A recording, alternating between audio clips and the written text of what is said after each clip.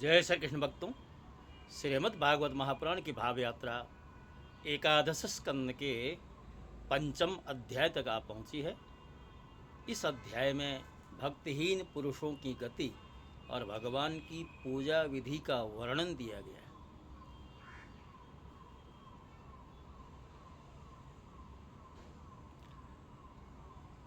है। राजा ने निवेदन किया कि भगवंतम हरिम प्रायो न भजन्त्यात्मवित्तमा तेषाम अशांत कामानाम का निष्ठा विजितात्मनाम।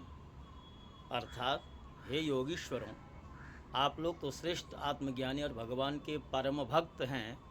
कृपा करके यह बताएं कि जिनकी कामनाएं शांत नहीं हुई हैं, लौकिक पारलौकिक लौकिक भोगों की लालसा मिटी नहीं है और मन एवं इंद्रियां भी वश में नहीं हैं, तथा जो प्रायः भगवान का भजन भी नहीं करते, ऐसे लोगों की क्या गति है।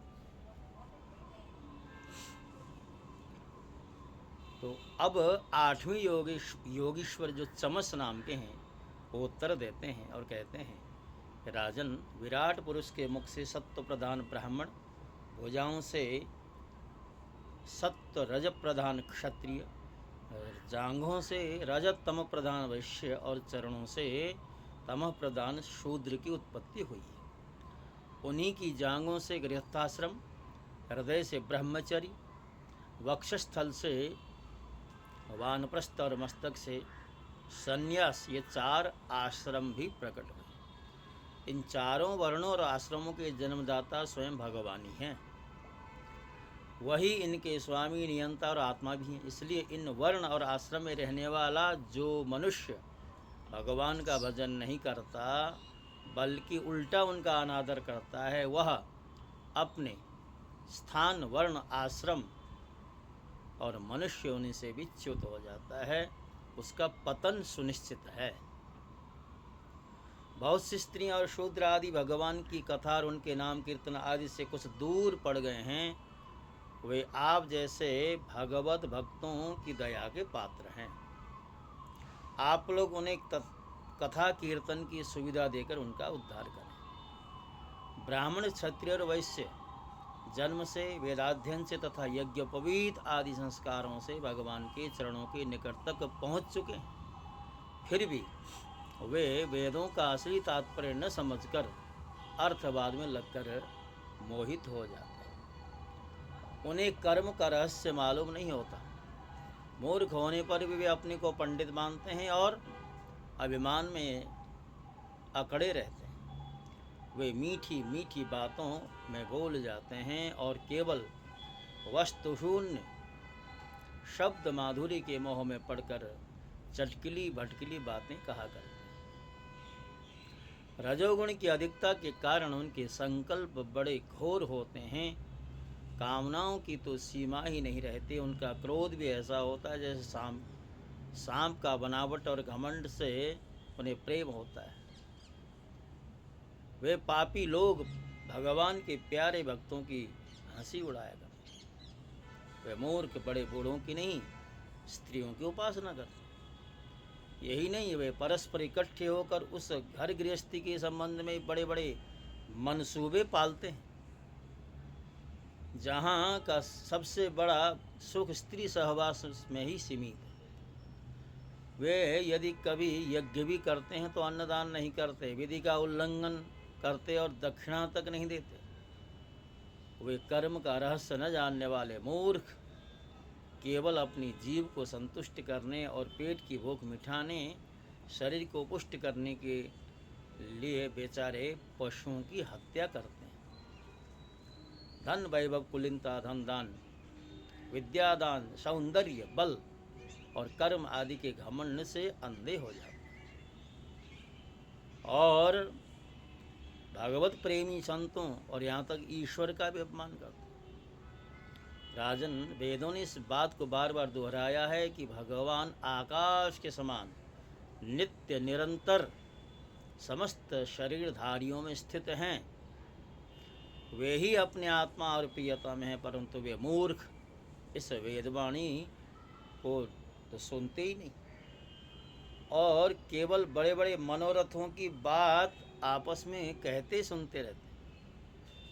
वेद विधि के रूप में ऐसे ही कर्मों के करने की आज्ञा देता है कि जिनमें मनुष्य की स्वाभाविक प्रवृत्ति नहीं हो।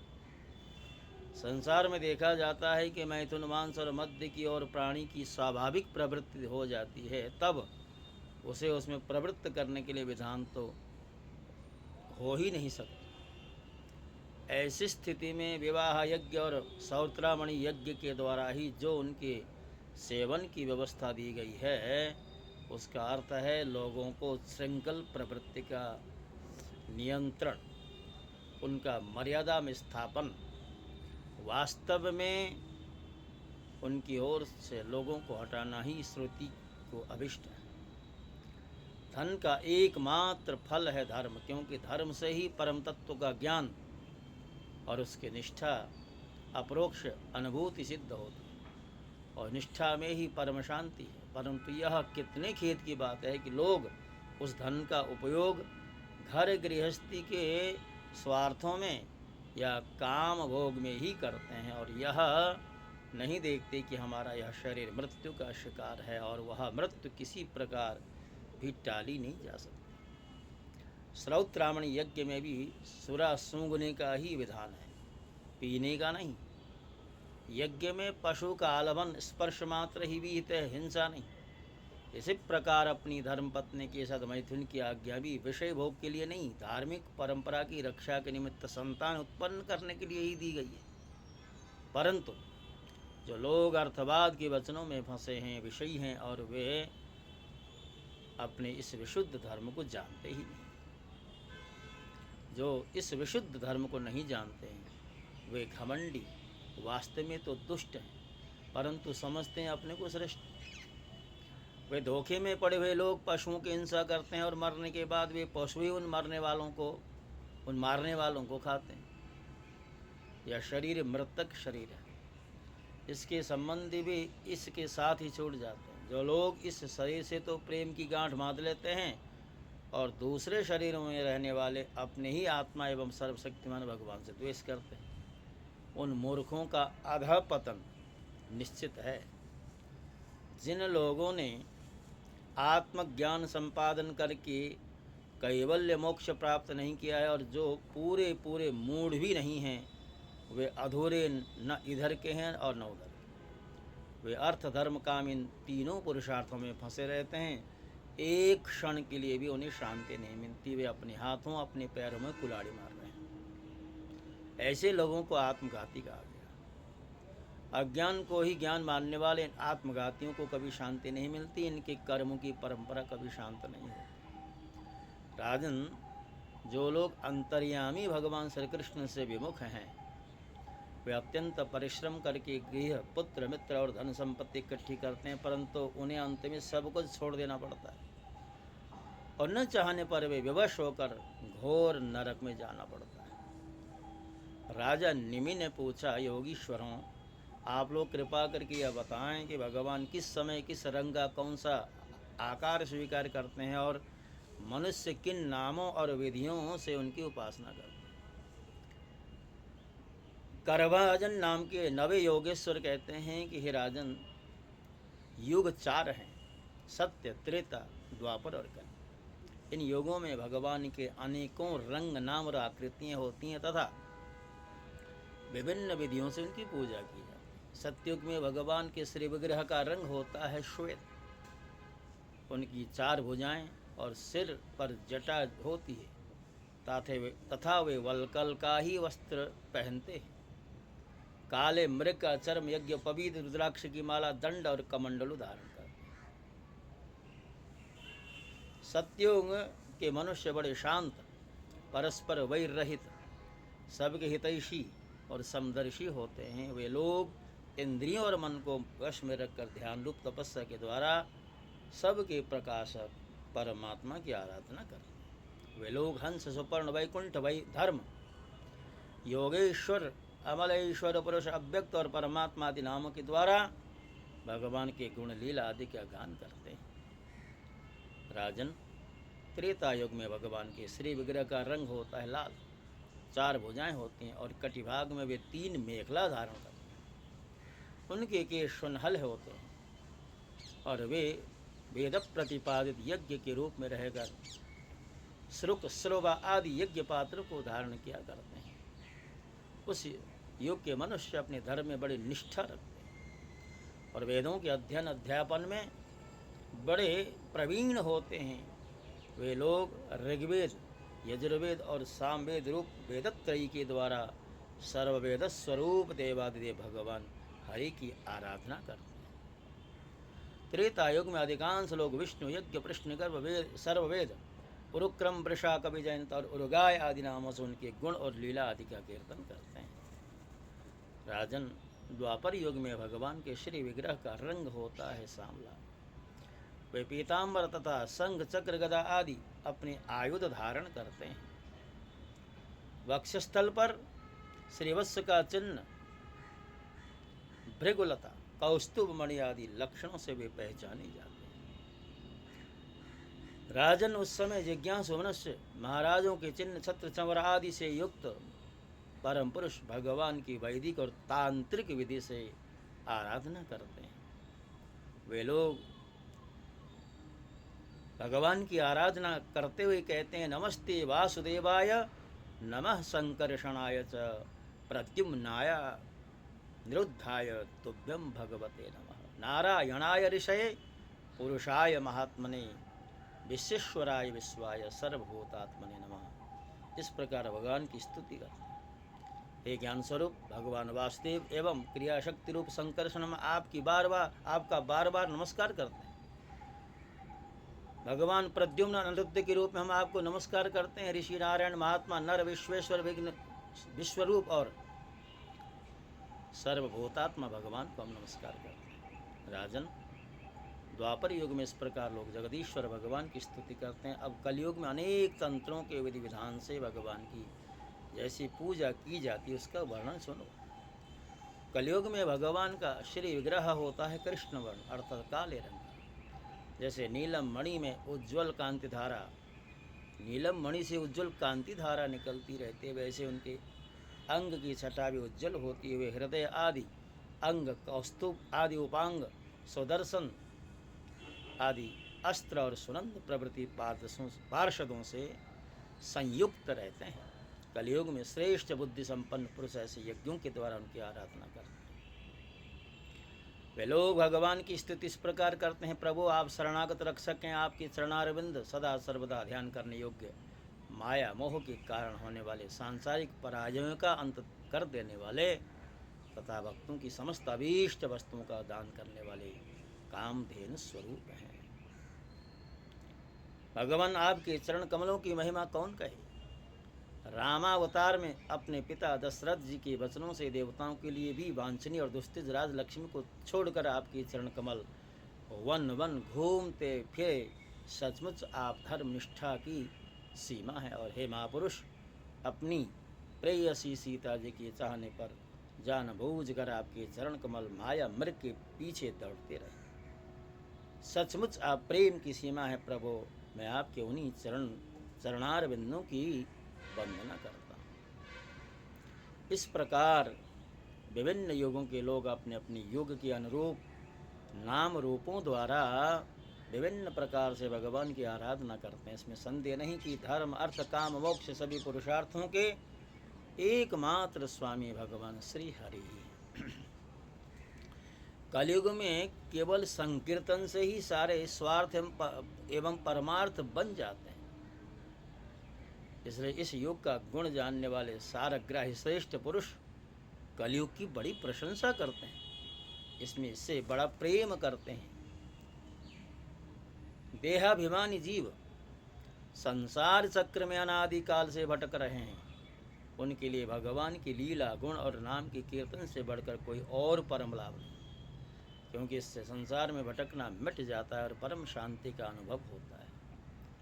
राजन, सत्य, त्रेता और द्वापर की प्रजा चाहती है कि हमारा जन्म कलयुग में हो, क्योंकि कलयुग में कहीं कहीं भगवान नारायण के शरणागत उन्हीं के आश्रय में रहने वाले बहुत से भक्त उत्पन्न होंगे।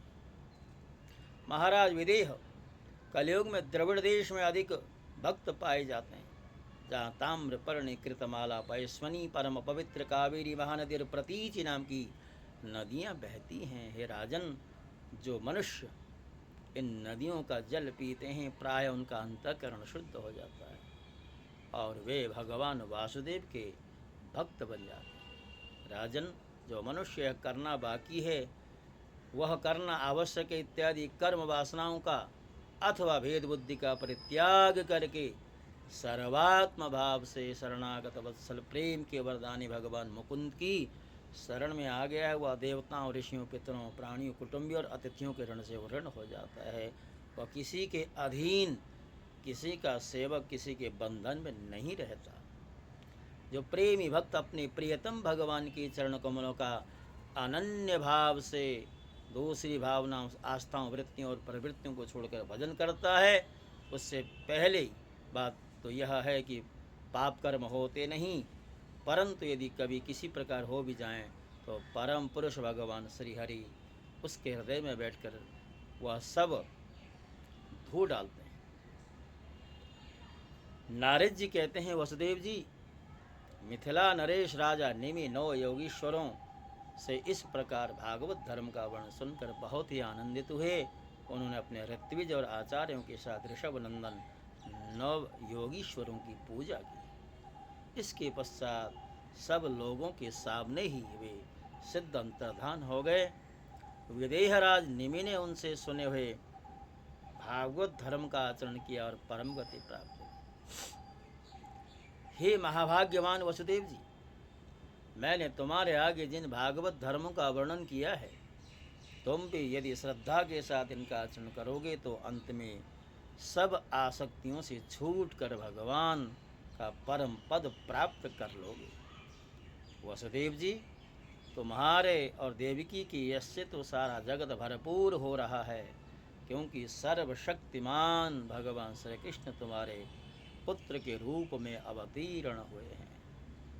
तुम लोगों ने भगवान के दर्शन, आलिंगन तथा बातचीत करने एवं उन्हें सुलाने, बैठाने, खिलाने आदि के द्वारा वात्सल्य स्नेह करके अपना हृदय शुद्ध कर लिया है। तुम परम पवित्र हो गया। वसुदेव जी, शिशुपाल, पौंड्रक और सालवादी राजाओं ने तो वैरभाव से श्री कृष्ण की चाल ढाल, लीला विलास, चितवन, बोलन आदि का स्मरण किया था, वह भी नियमानुसार नहीं, सोते बैठते चलते फिरते स्वाभाविक रूप से ही। फिर भी उनकी ही चित्तवृत्ति श्री कृष्णाकार हो गई और वे सारूप्य मुक्ति के अधिकारी हुए। फिर जो लोग प्रेम भाव अनुराग से श्री कृष्ण का चिंतन करते हैं, उन्हें श्री कृष्ण की प्राप्ति होने में कोई संदेह है क्या?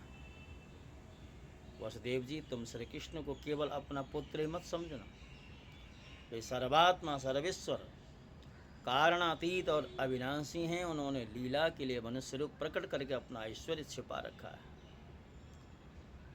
वे पृथ्वी के भारभूत राजवेशधारी असुरों का नाश और संतों की रक्षा करने के लिए तथा जीवों को परम शांति और मुक्ति देने के लिए अवतीर्ण हुए। सुखदेव जी कहते हैं, राजन, नारद जी के मुख से सब सुनकर परम भाग्यवान वसुदेव जी और परम भाग्यवती देवकी जी को बड़ा ही विस्मय हुआ। उनमें जो कुछ माया मोह अवशेष था उसे उन्होंने तत्क्षण छोड़ दिया। राजन, यह इतिहास परम पवित्र है। जो एकाग्र चित्त से धारण करता है वह अपना सारा शोक मोह दूर करके ब्रह्म पद को प्राप्त कर लेता है। भक्तों, इसी के साथ साथ आज की श्रृंखला को हम विश्राम दे रहे हैं और जैसा कि आपको ज्ञात है, हम प्रतिदिन एक ही अध्याय की श्रृंखला आपके समक्ष प्रस्तुत करते हैं। जाते जाते सदा सर्वदा हम आपसे एक ही प्रार्थना करते रहे हैं कि आपने यदि अभी तक हमारे चैनल को सब्सक्राइब नहीं किया है तो अभी इसी समय सब्सक्राइब कर दें, ताकि हम ये जो भाव यात्रा में आगे बढ़ रहे हैं और भी उत्साह के साथ आगे बढ़ पाएँ। अब देखिए, देखते देखते श्रीमद् भागवत की जो यात्रा है 11वें स्कंद के 5वें अध्याय को भी पार कर गई है।